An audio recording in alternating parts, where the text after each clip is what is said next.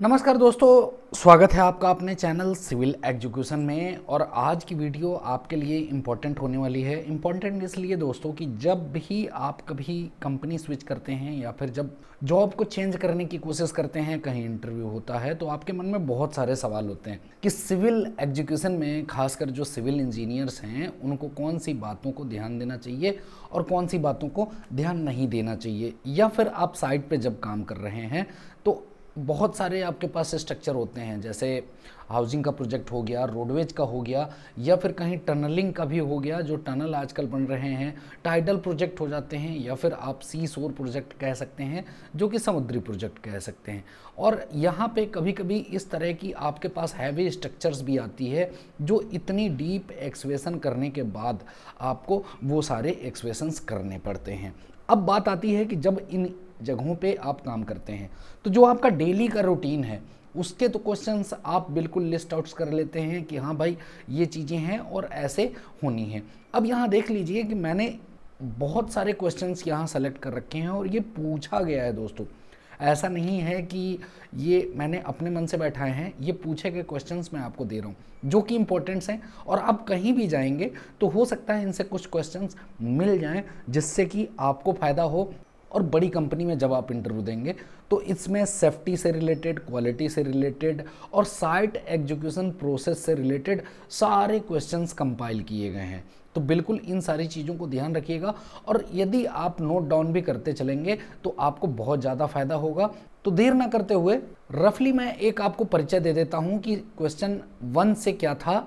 यहाँ देख सकते हैं क्वेश्चन 1 एक्सपीरियंस फील्ड पूछा गया, उसके बाद स्ट्रक्चर पूछा गया आपने क्या किया था, फिर एक स्ट्रक्चर में मैक्सिमम कंक्रीट कितनी ये पूछी गई, और फिर मशीनरी कितनी वहाँ पे यूज हुई थी ये पूछा गया, डिस्टेंस कितना था जहाँ आप पोरिंग कर रहे थे, और आपका बैचिंग प्लांट का ये डिस्टेंस पूछा गया। सेफ्टी के बारे में पूछा गया कि सेफ्टी आपको कैसे वहाँ फॉलो करनी है।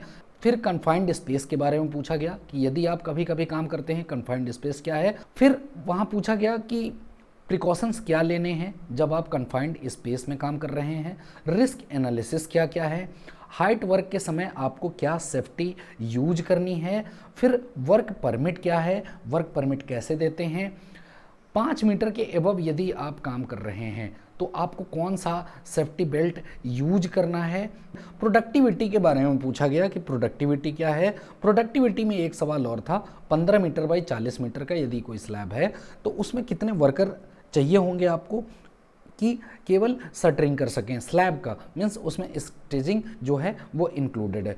डायरेक्ट कॉस्ट पूछा गया कि डायरेक्ट कॉस्ट क्या होती है, what type of joint have constructed. आप कंस्ट्रक्शन जॉइंट जब करते हैं जब आपके पास डीप मीन्स वाटर लेवल बहुत ही ज़्यादा ऊपर है तो आपको कौन कौन से प्रिकॉशंस देखने हैं। तो ये यदि आपने काम किया है तो एज पर ड्राइंग आप बता देंगे या जो आपने काम किया है वो बताएंगे तो चलेगा।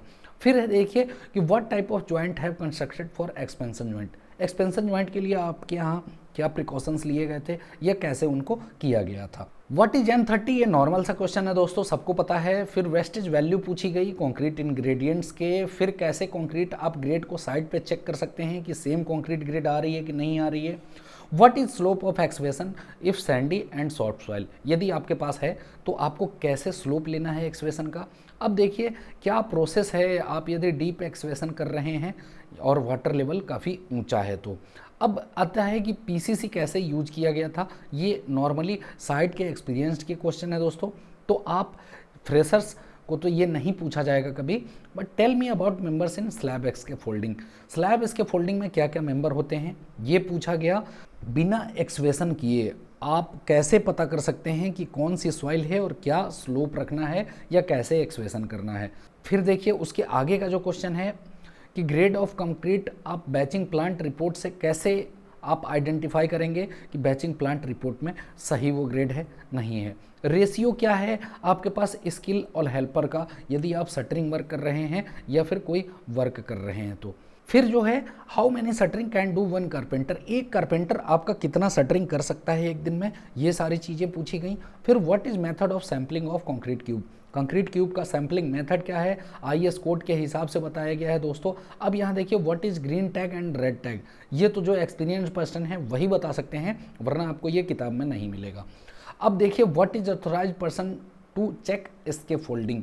अब यहाँ मैं आपको बताना चाहूँगा दोस्तों कि 30 तक मैं ऑलरेडी वीडियो बना चुका हूँ, इंटरव्यू के प्लेलिस्ट में आप जा सकते हैं, वहाँ से आप इनको देख सकते हैं, पूरा डिटेल में मैंने बताया हुआ है। अब आते हैं 31 में क्वेश्चन पूछा गया दोस्तों, who is the authorized person to check एसके फोल्डिंग। अब नॉर्मल देखिए, नॉर्मल छोटी सी साइट से क्या होता है कि ज़्यादातर केसेस में इंजीनियर्स ही सब कुछ करते हैं, लेकिन जब आपके पास बड़ी साइट होती है तो इंजीनियर्स के पास इतना समय नहीं होता या फिर वो दूसरे काम में लगे होते हैं। इसलिए जो भी इसके फोल्डिंग होती है, चाहे आप इस स्ट्रक्चर की कर रहे हो या हाउसिंग प्रोजेक्ट की कर रहे हो, तो वहाँ इसके फोल्डिंग इंस्पेक्टर को ट्रेंड किया जाता है। एक नॉमिनेट किसी पर्सन को इसके फोल्डिंग इंस्पेक्टर बनाया जाता है, उसको सारी ट्रेनिंग दी जाती है कि इसके फोल्डिंग कैसे करनी है, क्या करनी है। तो आपका सिंपल सा ऑप्शन है, इसके फोल्डिंग इंस्पेक्टर से आपको स्टेजिंग इंस्पेक्ट करवानी है जब भी आप करवाएंगे तो। अब देखिए, what method was adopted for water protection for water retaining structure at your site. यहाँ थोड़ी सी स्पेलिंग मिस्टेक है दोस्तों, ये ध्यान दीजिएगा, स्ट्रक्चर है वहाँ पे।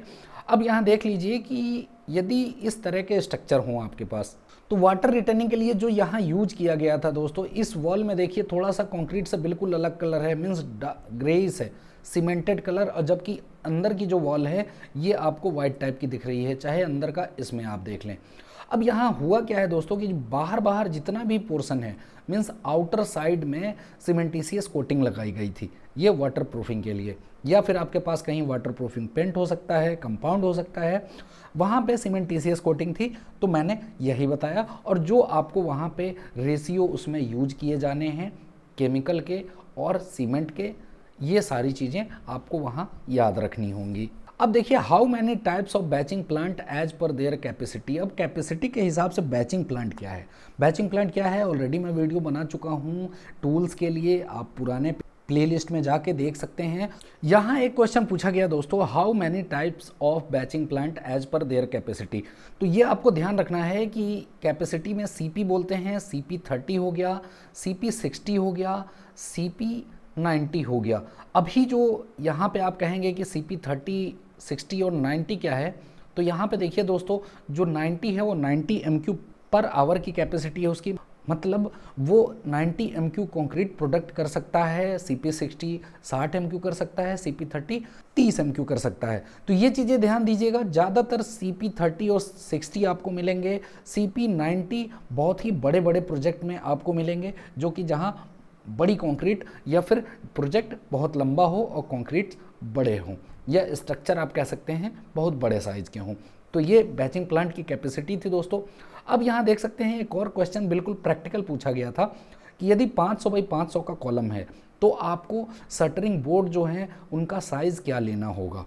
अब ये ऑलरेडी मैं बता चुका हूँ कि कैसे बोर्ड मेकिंग होती है, पूरी फुल डिटेल से आपको नेल्स की भी जानकारी उसमें मिल जाएगी कि यदि आप बनाएंगे तो कितनी नेल्स रिक्वायर्ड पड़ेगी। अब फॉर एग्जांपल के लिए बता देता हूँ जो नए हैं, कि जैसे मान लीजिए 2400 की यदि 2.4 मीटर का आपको एक वॉल कास्ट करना है, तो प्लाई का साइज़ आपको पता है कितना आता है, 2440 बाई 1220 का प्लाई का साइज़ आता है।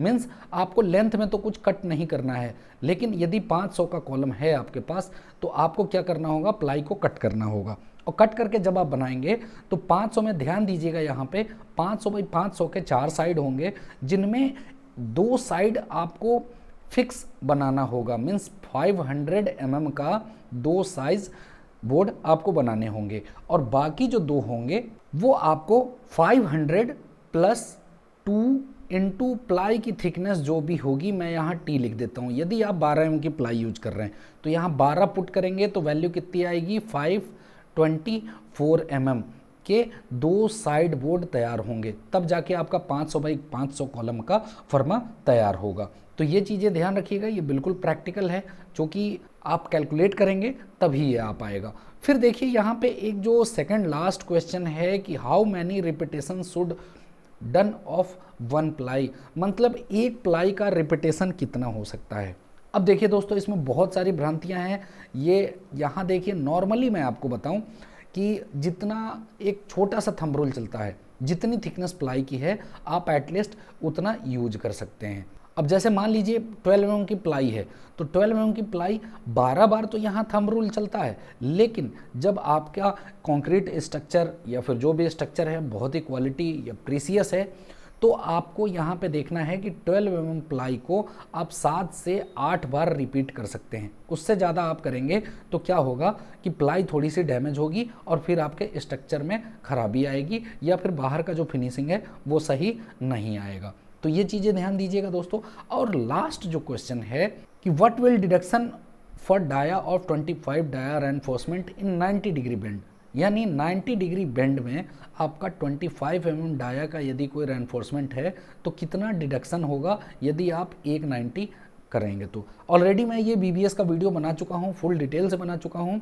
और जो नए हैं उनके लिए मैं बता दूँ कि 3D माइनस होता है दोस्तों यदि आप अंदर अंदर से डिस्टेंस लेते हैं। मीन्स मान लीजिए एक रॉड आपने बेंड की इस तरह से, यदि आप बाहर बाहर के डिस्टेंस लेते हैं मीन्स आउटर, तो आपको 4D माइनस करना होगा एक बेंड के लिए। और यदि आप इनर डिस्टेंस लेते हैं तो आपको 3D माइनस करना होगा। ये चीज़ ध्यान रखिएगा। और कितने पे कितने डाया का रेनफोर्समेंट माइनस करना है ये ऑलरेडी मैं बता चुका हूँ। तो अब दोस्तों इस वीडियो में इतना ही। ये इंपॉर्टेंट क्वेश्चंस थे। यदि आपने पूरे 37 क्वेश्चंस देख लिए तो आपको बहुत ही ज़्यादा फ़ायदा होगा और आप कहीं भी इंटरव्यू में आराम से क्वालिफाई कर सकते हैं। तो अब मुझे विदा दीजिए दोस्तों। आपका बहुत बहुत धन्यवाद इस वीडियो में बने रहने के लिए।